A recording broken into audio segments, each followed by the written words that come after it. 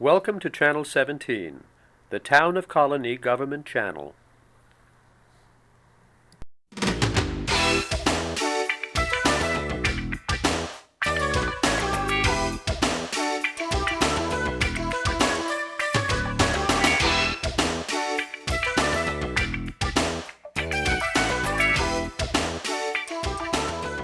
Hello and welcome to The Money Factor. I'm Richard Naylor, your host. On today's show, we're going to be talking about buying and selling businesses. In today's climate, people are always worried about money, and sometimes they're looking for a new change. And today we're going to talk to a person who has been in this area for a long time and helped a lot of people. Carl Cusano from Capital Business Advisors. Thanks for having me, Richard. You're welcome, and you were on once before, one of my early shows. That's right. But I thought things change. Absolutely. And the world is certainly in a slightly different place than a couple years ago. That's right. Let's start, though, before we go into the world. It's a big topic. Sure. Let's go into you. Tell us something about your company. Sure. Well, I'm the principal of Capital Business Advisors. We're a business brokerage operation. We primarily help people buy and sell small to medium-sized privately owned businesses.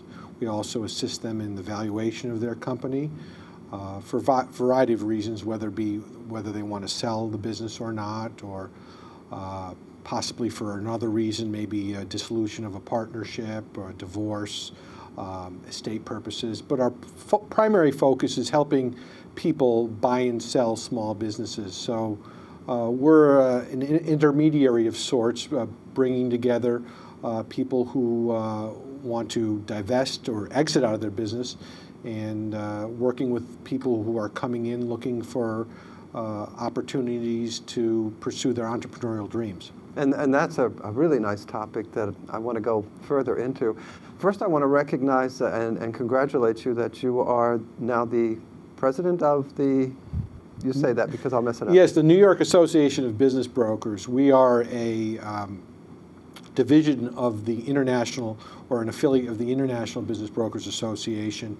And we're the statewide organization, and I am heading up the organization. I'm currently the president, and it's basically a group consisting of brokers throughout the state of New York who cooperate together under a code of ethics, bylaws, and also it gives us opportunities to possibly help our clients through co-broking with other brokers. We also have an educational component, and we also give marketing exposure and resources to our members. So it's a nonprofit group where we're growing.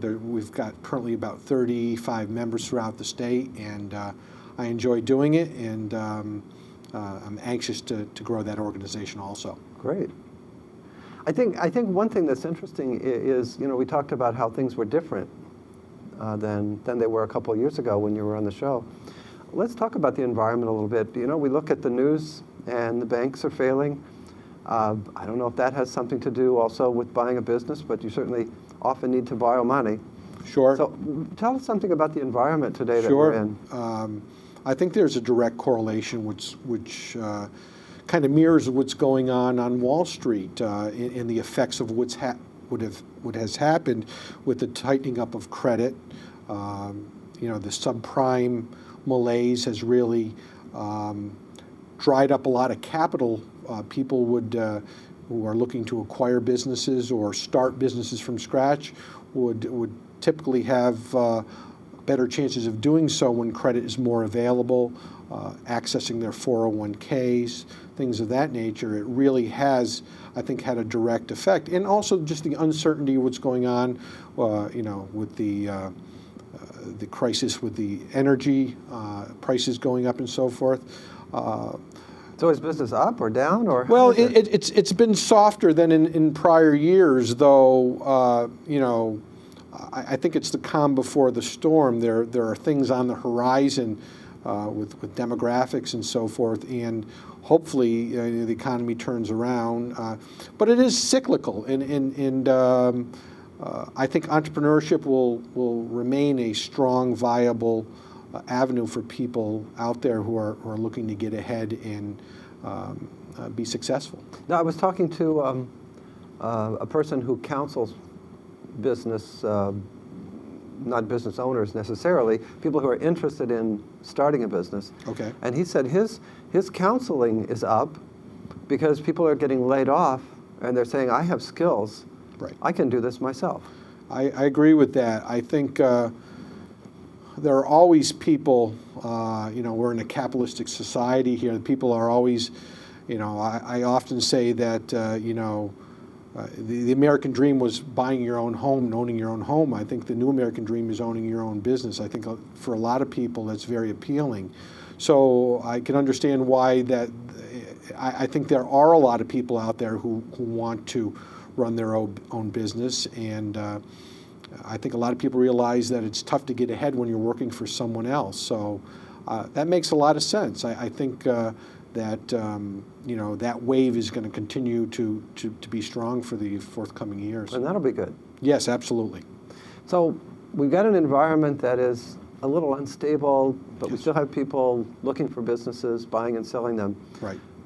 Let's just jump into some of the dynamics and some advice whenever you feel like it in terms of how do you go about deciding if you want to start a business or buy a business? Sure.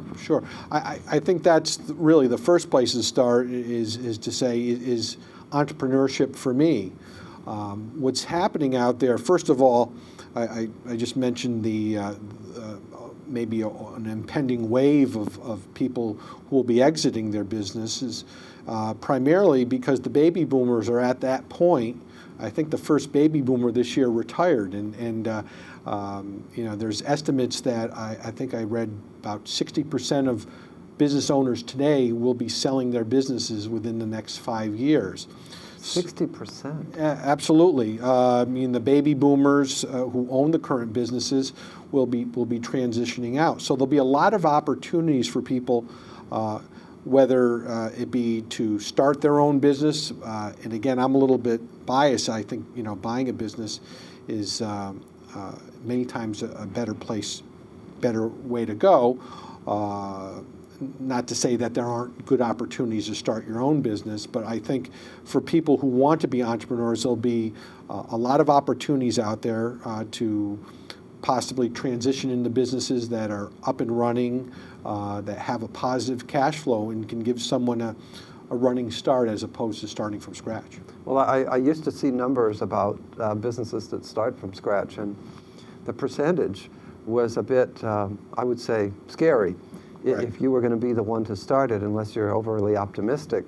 Because when it's something like 90% of businesses, new businesses, Right. fail within 2 years? Absolutely. The statistics have been very consistent throughout the years. That is why I feel that acquiring an existing business, although it may not be the perfect business, and no business really is perfect, that acquiring a business gives that owner a much greater chance of success because there's already customers, frequenting the businesses. There's positive cash flow. There's employees in place. So I think the opportunities for someone looking to get into business are varied, and because of the sheer numbers of people looking to exit their business, I think it'll be a buyer's market for a good time to come. So I would encourage people who are looking to get into business, and I wouldn't discourage them from starting their own business from scratch, but I would recommend that they look at opportunities that are already out there and see whether or not they can get into a business that's already operating and profitable. I have a hard time wrapping my mind around the potential variety that we're talking about here. Right. It could be anything from a pet sitting business to a lot of capital-intensive equipment. Right. It's really quite varied. We don't specialize in any particular type of business. We've, represented people who've owned restaurants to insurance companies to small manufacturing companies. The types of opportunities are really diverse, which is a good thing because, people come from all different walks of life. we've had people come to us looking for a manufacturing operation and end up buying a bagel store. Really? You know, you don't know. Most people who are looking to get into business don't really have a conceptualized. They may think they know what they want, but they may end up pursuing something that's totally different. So it's more a generalized desire to create and to be in charge and to make something work. Absolutely. You hear the term, you know, follow your passion. I think that's really important in running your own business because, you know, I frequently tell people, you know, at least initially, take the amount of hours you think you're going to work and double it, and taking the amount of money that you think you're going to make and cut it in half, because you're going to have to really work very hard up front. But if you find something that you're really passionate about and you're good at, the money will come. And I think the key is to keep an open mind about the different types of businesses out there, and kind of just scan the landscape for the different opportunities. Another area that I think we want to talk about, and I don't know whether you recommend this above the other ones or you just point out positive and negatives, but they can be something that is neither where you're buying somebody's business or it's an existing business. They're together, and that's a franchise, because a franchise might not exist on this corner, but it exists as a business and a plan, and there's somebody to back it up and Sure. to give you training and that cares whether you succeed or not. Yeah, I think franchises are a smart way to entrepreneurship for many people. I think the way to look at it is being a franchise business owner is being in business for yourself but not by yourself. You have corporate support, you have some marketing muscle if it's a franchise that has a very prominent name out there. So I think franchises, for those people who might be timid or not sure of their own skills of starting a business from scratch, I think is a very smart way to go. Some of the most successful businesses out there are franchises. And I noticed that some people have a number of those businesses. They might own 6 or 7 eventually. Absolutely. As a matter of fact, that's what the franchisors are looking for, someone who is going to not only operate one location, but be maybe a general manager and have several locations, whether it be 5, 10, or maybe more. Because the nice thing about a franchise is a lot of the work is already done. You don't have to reinvent the wheel, and you can really concentrate on growing the business, being out in the community, marketing, provided it's a good product and a good service and it's well received in the marketplace. I think franchises are a very smart way to go. Now, we've heard it about real estate, and I think one of my surprises when I first met you was a business broker? What's that? I mean, I'd heard of real estate. Well, this is real estate, but it's business real estate. Right. The interesting thing about franchises and businesses is that location Right. is important, as well as, I guess, the other demographics of the area. Sure. So how do you evaluate whether you're the right person and your location that you might be picking is the right place? Well, it's a good question whether it's a franchise or not. The 3 things, especially with the retail business, is location, location, location, right. as the adage goes. It's very important in a retail setting. For instance, we're right off of Wolf Road here, and to have a food location or a restaurant on Wolf Road is a great location. Obviously, there's costs involved, and you have to evaluate whether or not the cost to be on the main thoroughfare is worth the added exposure you get. Big thing, yeah. Absolutely. But there's a big wave in entrepreneurship of businesses that aren't so, let's say, location intensive. There's several businesses that are home-based or that you can operate out of more, let's say, reasonable situations where the rent isn't quite as much. Again, for a food-based business or maybe some other type of venue that you need to be in a retail district, you really have limited choices. But I think, like anything, you have to be real smart about it. Being on the main thoroughfare may be the best place to be, but the cost may be prohibitive. And just maybe being off the main boulevard might be just as good at a much more favorable cost structure. And it might even be you want to build your business somewhere else if it's going to take time to get people to even understand what you do. As Absolutely. opposed to a Dunkin' Donuts, you know what the Dunkin' Donuts is. You're going to get your coffee and your donuts, and everybody understands that. But if you've got a concept that people are, well, what's Calico Corners? Right. Yeah, I mean, for certain businesses like Dunkin' Donuts, you're almost assured of success provided if it's in the right location. Certain businesses that aren't, whether they be franchise or not franchises, may depend very heavily on that exposure, in order to kind of tell their story. So, it really is one component of the total picture.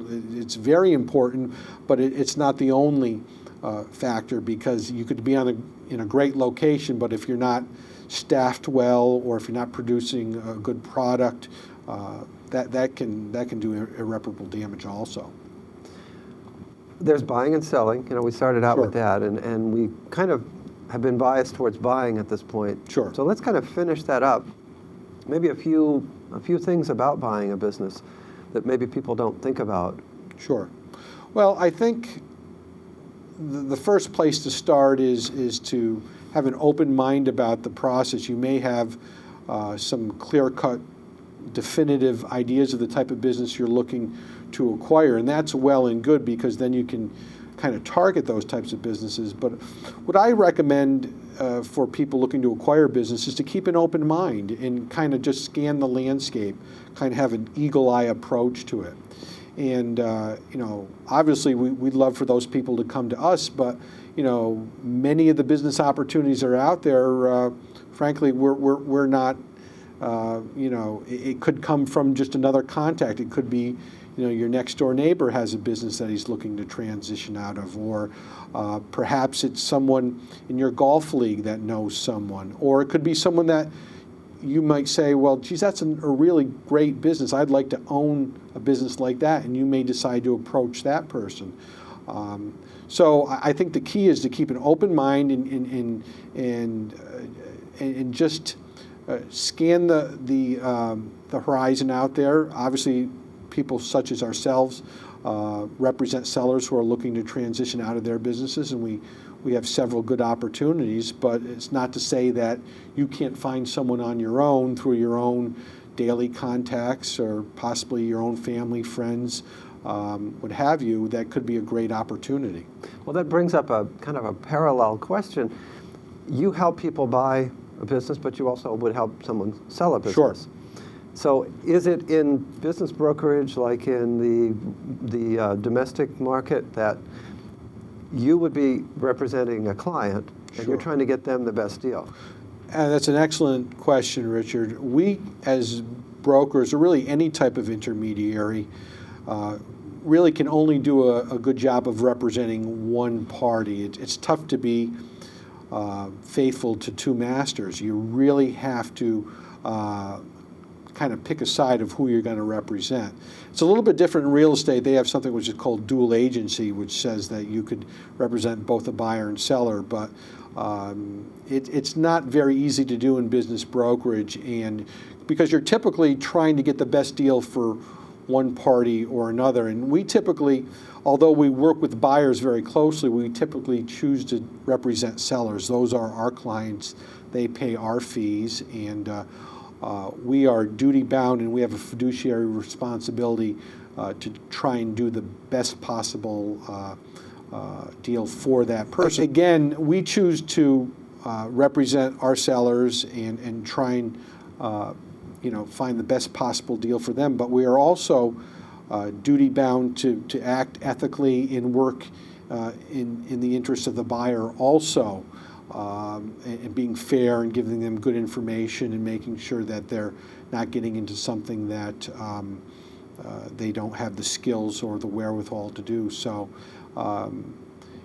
it's a matter of trying to develop a win-win situation where, at the end of the day, the buyer of the business feels like they've purchased a business that they can succeed in for a number of years, and the seller is able to move on and do whatever else they want to do. And those are the types of situation that we seek out to make sure everyone is feeling like they've got a fair deal. So it's obvious that there's a significant difference here between selling and buying a business and selling and buying a home, for example, because if I buy a home, I kind of know what I have. You've got the rooms, you've got the space. Right. Okay, maybe the roof leaks and I didn't know, but it's a house. Exactly. And it's going to work because there's a bed and all these things work. But with a business, you've got to know what it's worth. Absolutely. And how do you attack that problem? Well, it's something that is kind of been an issue over the years. I'm sure if you trace it back to ancient times, people were asking way too much for their businesses. You mean because they all think that theirs is worth more than Yeah, I think there's a bit of ego attached, and frankly, and hope. In hope, absolutely.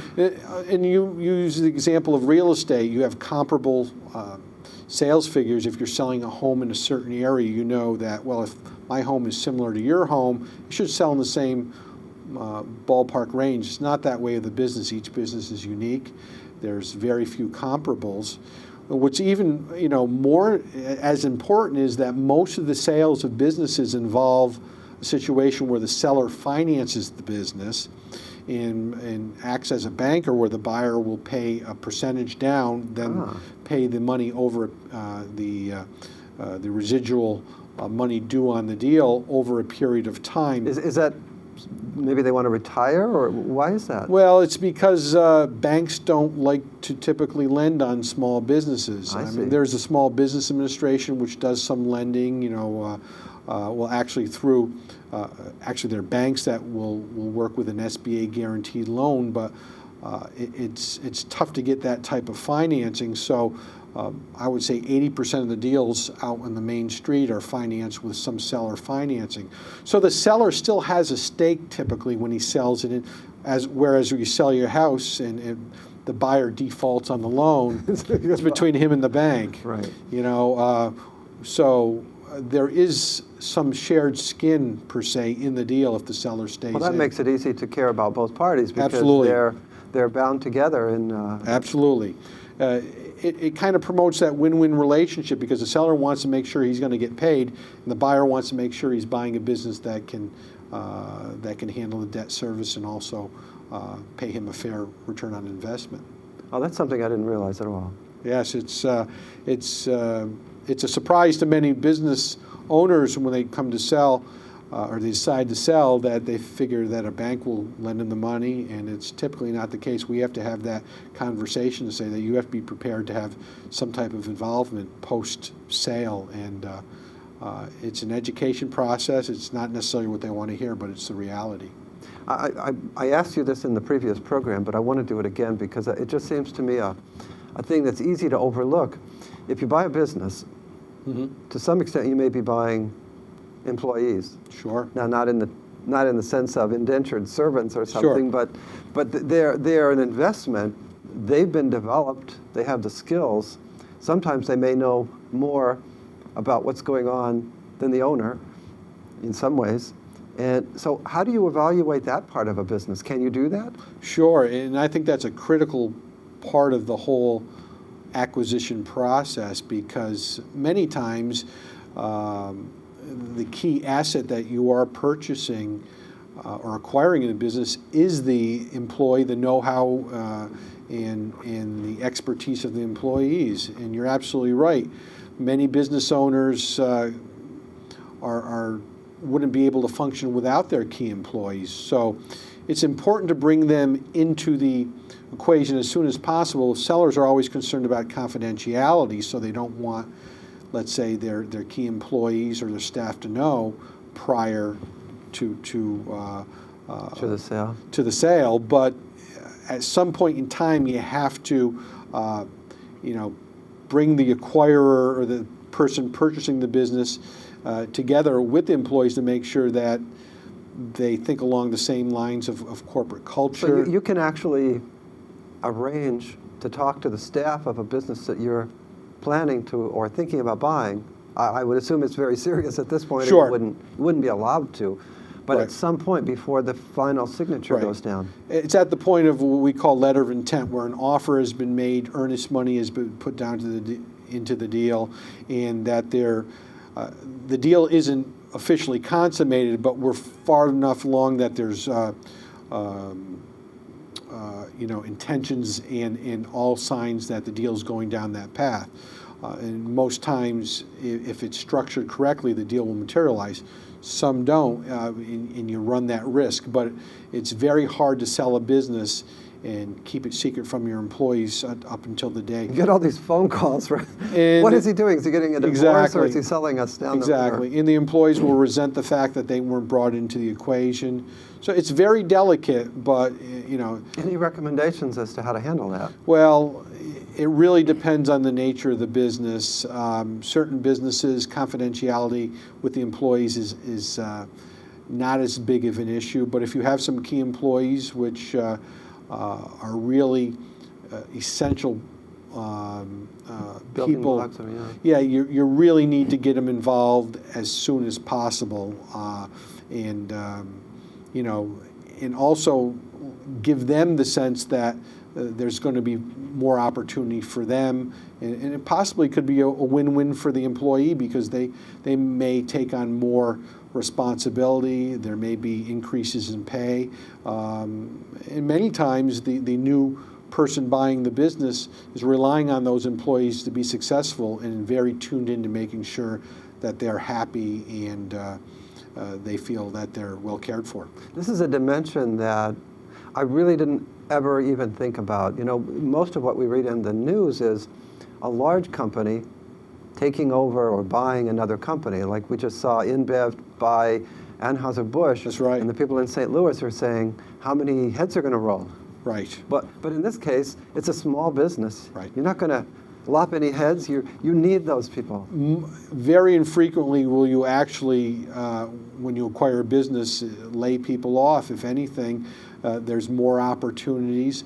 Not to say that if it's a small business and there may be family attached to the acquirers, that there may be some people that may be displaced, but nowhere near on the level as what happens on the main street. And most times, it's a positive thing for the employees, because new ownership comes with possibly new and more resources, and gives those employees possibly a venue to be more involved in the business and also be compensated maybe more favorably.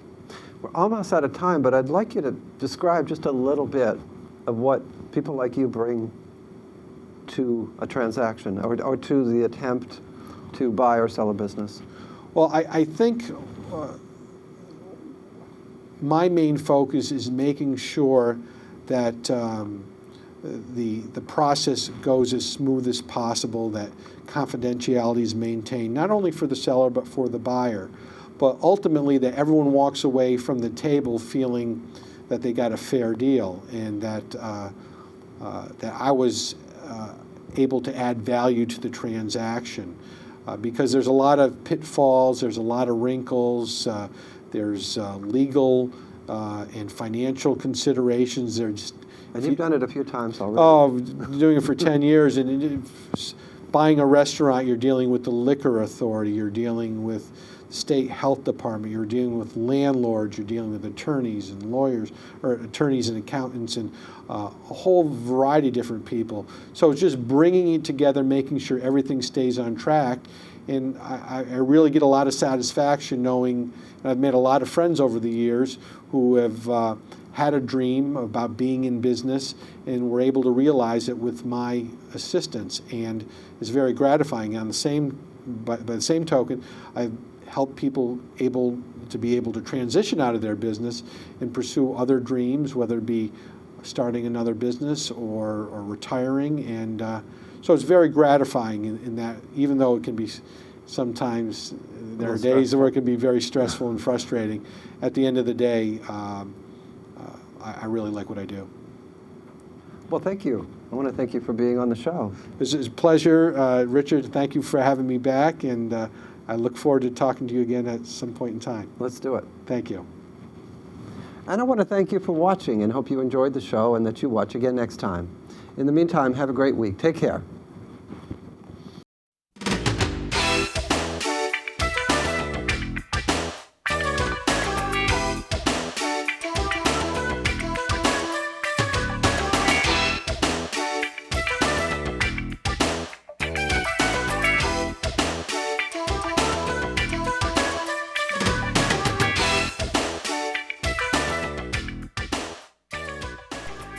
Welcome to Channel 17, the Town of Colonie Government Channel.